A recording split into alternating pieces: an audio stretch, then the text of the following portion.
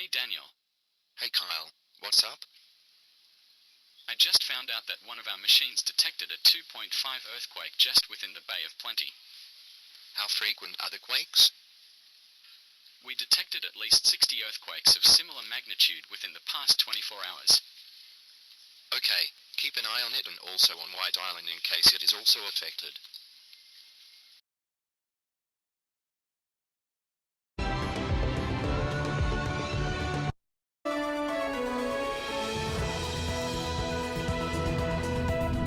We apologize for interrupting your programming. Please stand by for this OneNews special. An 8.9 magnitude earthquake has struck near the Bay of Plenty this afternoon at about 1 p.m. It is unconfirmed what the death toll is, but shaking has been felt as far as New Plymouth and Auckland.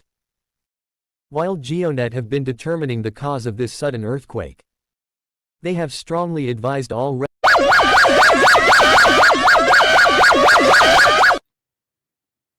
Do not approach the coastline. A tsunami warning has now been put in effect for the following areas: Tauranga, Kaikati, Te Puke'i, Whakatane, Waihi, Rotorua, Ohope, Whitianga, Whiriatoa, and the Coromandel. If your town is among any of the towns that have been listed, get as far away from the coastline or seek high ground immediately. It is important to know what the telltale signs of a tsunami will be before it hits. If you see a sudden rise or fall in sea level, or if you hear unusual noises coming from the sea, it is a sign that a tsunami is imminent. It is not important to guess the size of the wave. If you are on the beach or a low-lying area, there still will be a wave that will threaten your life. Make sure to follow all instructions authorities ask you to do. It is also vital to know where your tsunami evacuation zones are in order to be at a safe enough level away from the potential wave. If you are unable to find a safe enough location or have reached high ground before the wave hits, it is strongly recommended to do either of the following. Find a tall and stable structure that you are sure will withstand a wave and make your way to the highest level, if not the roof. Helicopters will be within the area during or after the waves hit to look for survivors. If you can't find any structure or building to seek shelter on, get inside of a car, buckle your seatbelt, and close all windows. While the wave will sweep up the vehicle, it will give you time to break a window and to escape. During the process of evacuation, remember that using a vehicle while fast is not recommended, as it is likely that all roads will be congested with traffic. Instead, walk, run, or cycle to any high point that you can. Only take your animals or pets with you if they do not delay you. Don't waste time looking for them, nor come back home during an evacuation process to find them, as you are putting yourself at danger.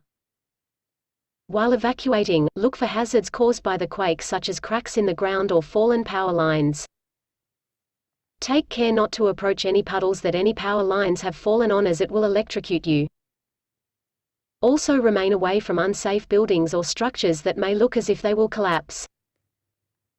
If you are on a boat or out at sea, make sure to either dock your boat as soon as you can and escape on foot, or get out of the bay before the tsunami either crests or damages your vessel. Do not return home or back to a lower point until you get an official all-clear message from civil defense, whether it's from a radio, portable television, or via an emergency mobile alert on your phone. There will be a 24-hour time period where you shouldn't approach any form of coastlines, tidal estuaries, rivers, or streams, as there will still be a risk of a tsunami, even if the first wave has hit. Remember, if it's long or strong, get gone. Good luck to all citizens, and move to high ground as soon as you can.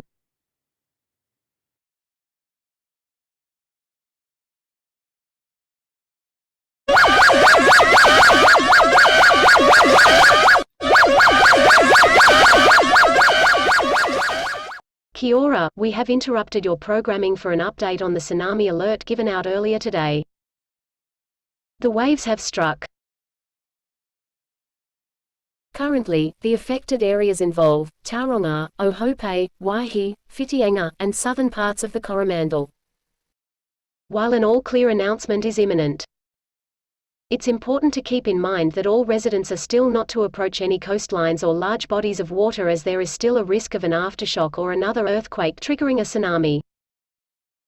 Scientists at GeoNet have determined that the original 8.9 earthquake has been centered within the Kermadec Trench, which is 120 kilometers off the coast of the North Island. It is the subduction zone between the Pacific and Australian tectonic plates. It has been theorized that these two plates have slid alongside each other, causing a tremendous quake, which is the strongest in New Zealand recorded history. GeoNet has also kept an eye on both White Island and the Central Plateau volcanic area in case the earthquake has ruptured a volcanic vent or a magma chamber. Until then, do not return back towards your areas of residence until you have been given the all-clear from the authorities or from civil defense.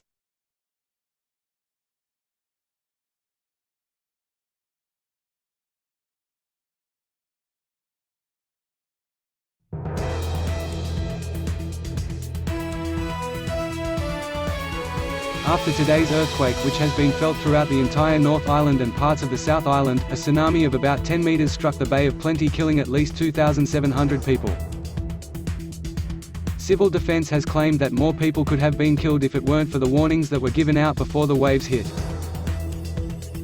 Refugee camps have already begun to establish further inland near Rotorua and Kawerau. Already, there are large sections of land and urban areas such as Tauranga which have been rendered as temporarily uninhabitable due to some areas being flooded at least 8 meters underwater. This is perhaps the first time in New Zealand recorded history where a tsunami has caused significant damage. We are getting limited communication from Tauranga right now, but there are reports that Mount Manganui is now an island and is separate from the rest of Tauranga. We will keep you updated on this devastating situation.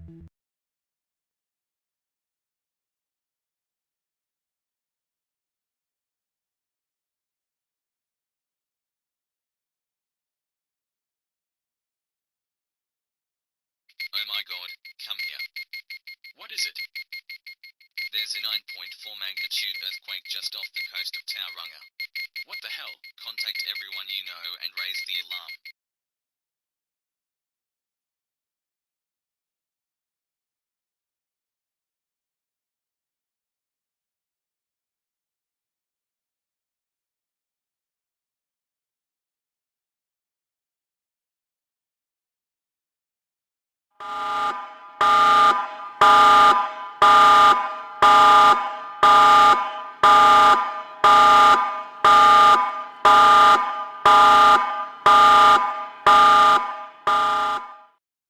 This is not a test. An extraordinarily large earthquake has struck the Bay of Plenty shortly after 7 a.m. New Zealand Standard Time. The earthquake has been measured as a 9.4 magnitude earthquake, and all residents who are currently on the North Island's east coast should evacuate as far inland as possible. Following yesterday's event where a smaller earthquake triggered a tsunami that struck Tauranga, killing 2,716 people. This earthquake is the strongest in New Zealand recorded history and has triggered a landslide from Tuhuamare Island. We regret to inform the citizens of the East Coast that a much larger tsunami, approximately 50 to 100 meters tall, is making its way towards the following areas: Tauranga, Whangamata, Whitianga, Auckland, Coromandel, Thames, and Whakatane. All refugee camps are in the process of evacuation. Cities such as Tauranga and Whakatane have already been hit by yesterday's tsunami, but it is likely that the earthquake this morning and the following tsunamis will completely devastate both areas. It is estimated by GeoNet that the tsunamis will slow down and presumably become smaller by the time it reaches Auckland. However, a tsunami advisory has been given to the following areas within Auckland: Great Barrier Island, Waiheke Island, Little Barrier Island, Takapuna, Wairau Valley, Glenfield, Whangaparoa, and Central Auckland. For all residents on Great Barrier Island and the Upper Coromandel, you must evacuate either further inland or to high ground immediately. There will be emergency helicopters on standby to come and pick up people who are unable to evacuate. As spoken in the last broadcast, do not approach the sea. If you hear strange noises coming from the ocean, move away immediately. Stay away from large bodies of water such as rivers, lakes, streams, or any other bodies of water. Take care not to delay your evacuation by taking non-essential items such as your phone, computer, books, or other belongings that may slow you down. Instead, pack food, water, a radio, a first aid kit, and a flashlight. Do not waste time to look for other items. You will come back if your area is unaffected. It is likely that areas such as downtown Auckland, Waiheke Island, and most of the North Shore including Takapuna and parts of Glenfield will be flooded. While the water won't be too deep, it is important to stay away from the water as it may contain debris which could be potential hazards. As well as that, it is vital not to approach any puddles or bodies of water that an active power line may have fallen on, as the water is electrified and if you step in it, you may be electrocuted. If you are unable to evacuate from areas such as central Auckland before the waves hit, go up a stable high-rise which is tall enough above the tsunami. Rescue personnel will arrive shortly into the affected areas. If you are in areas such as Tauranga, do not run up towards any high-rises as they will be weakened from both quakes and the tsunami and will most likely not withstand the impact of the second waves. Instead, run towards tall hills such as Mount Manganui and the Papamoa Hills. Already, it is estimated that there are more than 100 fatalities as a result of the earthquake. Make sure not to use a car to evacuate if all roads are congested, as you are putting yourself in danger. If you are out at sea, get out of the bay immediately, whether it's by docking or riding around the tsunami. Ngā mihi and good luck.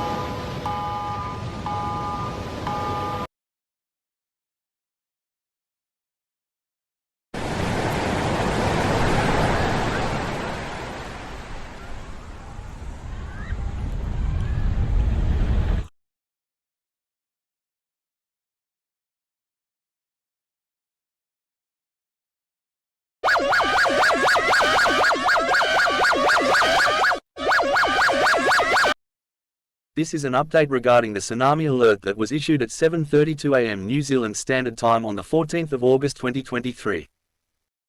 All residents within the regions of Auckland, Gisborne, and the Waikato have been given the all-clear sign. It is now safe for you to return back to your cities. However, you are not allowed to return back to your area of residence as it is unsafe for you to do so. Following today's warning, a large 80-meter-tall tsunami struck the Bay of Plenty. While there is no official death toll at this time, it is reported that more than 17,000 people have perished while another 120,000 are reported as missing. Tauranga, Waihi, Te Puke, Whangamata, and Matata are all underwater. The height of the floods within each of those areas is at least 60 meters as of right now. However, there are survivors who have quickly taken refuge atop tall mountains and hills such as Mount Manganui and nearby ranges. The New Zealand government have officially placed an order that all New Zealand citizens are not to approach the region of the Bay of Plenty in case there is another tsunami. Great Barrier Island and the Coromandel have also been affected. While areas such as the Great Barrier have been affected, there is little flooding in certain areas of the island. Most of central Auckland has been flooded and some areas will be temporarily if not permanently unavailable. The Twin Coast Discovery Highway, which runs along the region of Auckland and Northland, will be inaccessible while passing through central Auckland as large parts of the inner city have been flooded to as much as 18 meters of water. Same with New Zealand State Highway 1, which travels through Auckland. All of central Auckland, Takapuna, and Whangaparoa will be cordoned off by civil authorities until the water has receded and the flooding has stopped. Emergency helicopters will arrive into the city shortly to pick up survivors who may have been caught in the wave. If you have been caught in the wave or are stranded either on a piece of debris or above a high rise, do not move from your current position and wait for help to arrive. Areas such as the Auckland CBD, Queen Street, the Viaduct, Wynyard Quarter, Prince's Wharf, and the ports of Auckland are likely not to be in use again. Since the Auckland Hospital and Starship Children's Hospital have been damaged, a temporary emergency camp will be set up within the Auckland domain which has been unaffected by the waves. From there, survivors will be treated with proper medical care. Areas such as the Hobson Bay and Orake domain have also been flooded by the waves. For residents who live on Waiheke Island, there will be rescue personnel that will arrive onto the island shortly, whether it's by boat or by air rescue. From there, it is up to the Auckland Council's decision whether to establish an emergency camp on Waiheke Island or to transport survivors back towards the Auckland domain. For residents who live in rural areas such as Thames and Waiwera, help will also arrive shortly from bigger towns such as Whangarei and Rotorua. All regions will have their own emergency plans in order to help and treat survivors. For survivors who are within the Bay of Plenty, you are the first priority. Help will arrive as soon as possible in order to aid those who have been caught within the tsunami. It is very likely that areas such as Tauranga and Waihi won't recover from the tsunami, as most buildings within the area have been destroyed and large areas of land are underwater. For a time period of 48 hours, it is vital not to approach any coastlines or any bodies of water. As well as that, it is important to stay away from any flooded areas, as the water may contain debris that can harm you as well as dangerous currents that can drift you out to sea. If you are currently caught within the flooding, do not panic and remain calm. Cling onto any piece of object or debris that you may find floating in the water and make as many attempts as you can to signal either other survivors around you or search and rescue personnel to come towards you. It is important to stick together with other people so you can work together and help each other. Search and rescue efforts will continue around affected areas for the next month to look for as many survivors as possible and to recover important things. Currently existing refugee camps which were established for yesterday's tsunamis and that have not been affected by this tsunami will be set up again as much larger refugee camps and emergency camps. We will keep you all updated on this current situation later today. Stay strong, New Zealand.